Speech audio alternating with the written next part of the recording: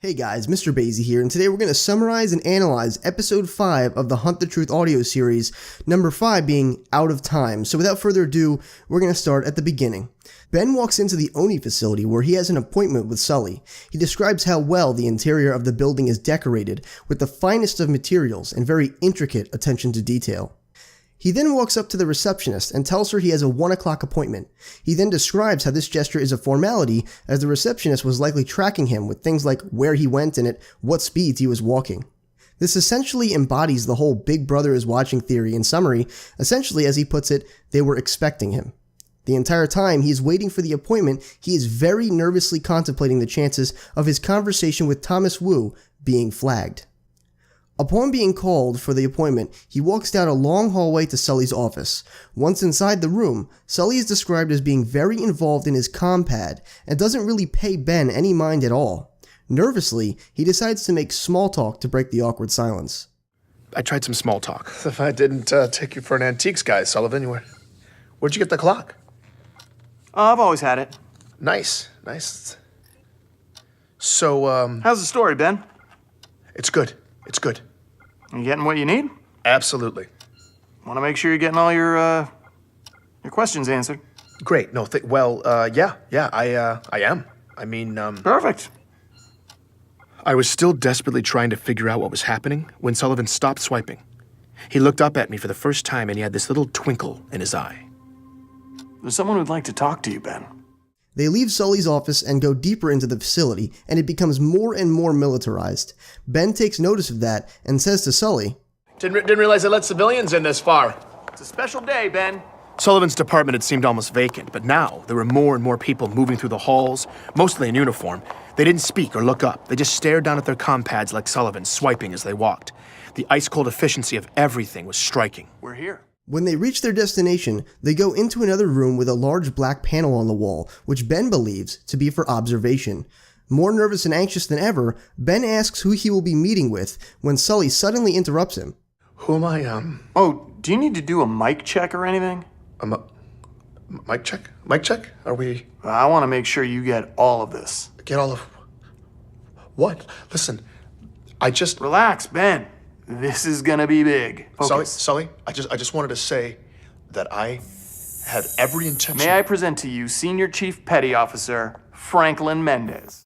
Petty Officer Mendez begins his interview by saying how the chief would basically always go headfirst into a situation, using the example that he would always be first to jump out of a dropship and let his armor take the brunt of the damage.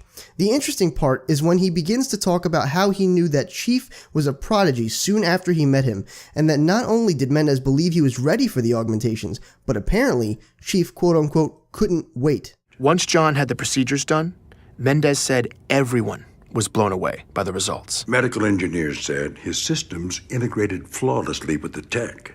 His recovery time was impressively brief. But what was most incredible was how quickly his brain was able to acclimate to the upgrades. It can be like starting from scratch again after those procedures. You're remapping your whole neurology.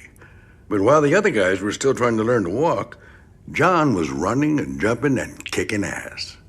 I've never seen a man, augmented or not, be able to make such extraordinarily high-stakes decisions so quickly.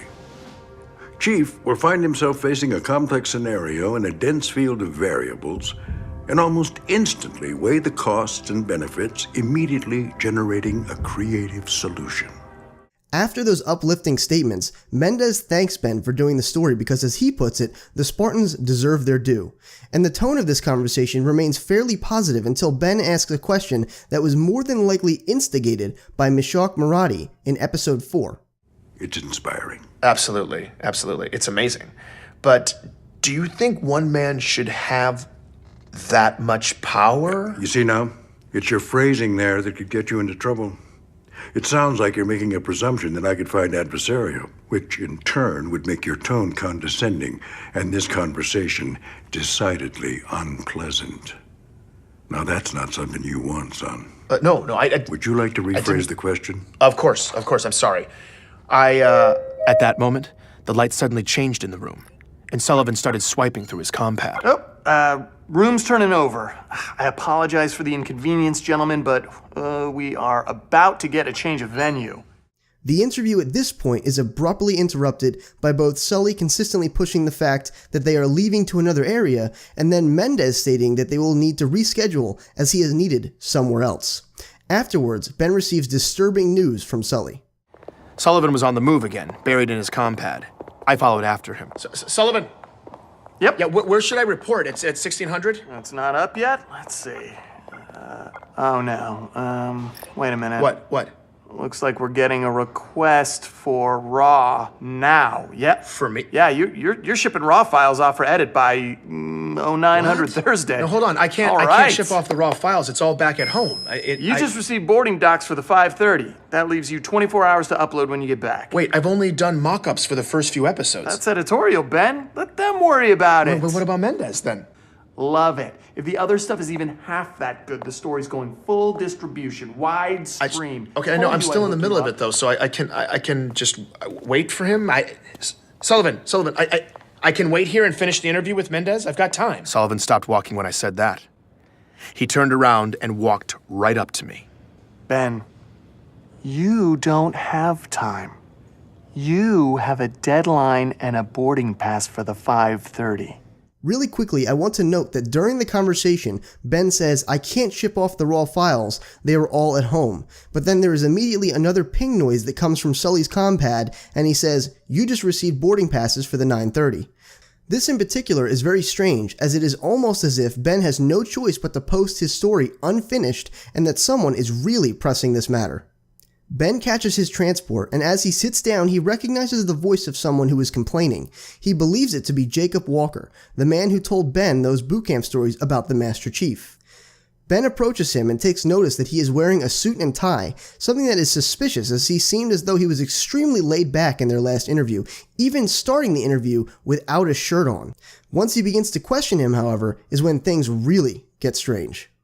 Are you here on business or something? Walker bumbled awkwardly in the conversation. It looked like he desperately wanted to get away, but he was stuck there. No, what are you doing here on Earth? Oh, I'm just, taking a little trip. Sir, we are airborne. Please take your seat. I thought you were retired. Yeah, I am. That's right, but... Oh, hey, Ben, I thought you were permanently stationed on a beach. Yeah, Sir, last warning. Ben doesn't listen to the flight crew's instructions to take his seat, as apparently it is dangerous to be standing while they are in flight. Due to Ben's apparent unruly behavior, they end up sedating him, and he awakes at the terminal back at home and finds out that due to this incident, the ITTA, or the Transport Association, was fining him 50,000 credits, a seemingly large sum. However, he soon gets another nasty surprise. I was queuing everything up to send off to Sullivan when I noticed my compad was still recording. It had been recording the whole time. The file was massive. I scanned back to the beginning. Most of it was me sleeping, but then I heard something I hadn't remembered happening. It was right after the flight crew had put me down. Oh. They hit me with the sedative, but then this happened. We'll take it from here. Wait, what? Let them do their job, Caroline. Mr. Giroux, you are legally obliged by ITTA regulations to comply with crew member instructions at all times. Wait a minute. What did you just do to him? Grab his feet, hit him with another half mil. More sedative? No wonder I felt so awful. Wait a second, what did he just do to me? He is surprised that they refer to him by name, as if they know him or something, but the seriously interesting part is yet to come. Yeah, I'll be out for another 12. We're good. What the hell was he doing on that flight? I don't know, but... The no intersect was max priority here. How could that even happen? The system shouldn't even let you cross itineraries like that. Yeah, it's bad. And Sullivan's gonna hear about it. Something extremely important to note here is that they mention something interesting, saying, the no intersect was max priority here. Right here they mean that Ben and Walker should never have had the chance to come into contact, and they are seemingly confused as to how this could even happen. They even go so far as to say that the system shouldn't even let you cross itineraries like that, and that Sullivan is going to hear about it. This statement right here is the part in my mind that deserves a decent amount of analysis. Why would Sully be hearing about this? Naturally, this is a mistake that shouldn't have happened, but the real question here is how could it have happened?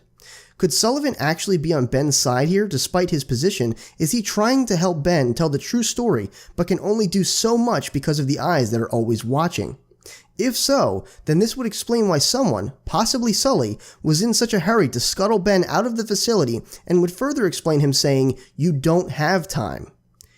Naturally, this could just be a mistake, one that Sully is more than likely going to pay for. However, with all the attention to detail that Ben mentions, the order and sophistication in which Oni operates, as well as the precision, it just seems unlikely that this, of all things, would get messed up.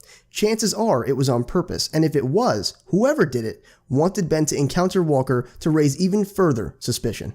They had to be talking about Walker and me. But why? They didn't want me to know he was on Earth for some reason. They loaded my limp body into the shuttle, propped me up, and strapped me in. They even said goodbye. Have a safe trip, Ben. This in particular makes him angry, and he does something that he says he has never done before: disobeyed orders. I'd spent my career working for these people, doctoring photos, trimming threads, making tragedy seem a little less tragic and patriotic stories a little more inspiring. I had always taken whatever story they fed me and obediently vomited it back out to the masses. And to be honest, I'd always been okay with that at the end of the day. Even on this story, after all the accusations of atrocities, all the gaping factual holes I was just supposed to ignore, I'd still been willing to play along. I wish I could say it was my principles or some moral stand that finally set me off, but it wasn't. It was my pride. Listening to that recording, the way they tossed me aside, every time they called me Ben, I checked the time. I only had a few hours left to turn in the files if I wanted to keep on Sullivan's clock for the story. I canceled the transfer. I was going to take that time for myself. I sat down in front of this very microphone, recorded a quick intro, and uploaded the beginnings of my story, the real story of the Master Chief, loose threads and all, into the galaxy. Have a safe trip, Ben. Alright guys, I really hope you enjoyed. This episode in particular was really interesting to try and dismantle. I honestly can't wait for the next one. Comment down below and let me know what you think about these summary and analysis videos. Don't forget to rate the video what you think it deserved, and subscribe if you'd like to become a Sage in Training today. As always, this has been Mr. Basie, your favorite Sage, and I'll see you in the next video.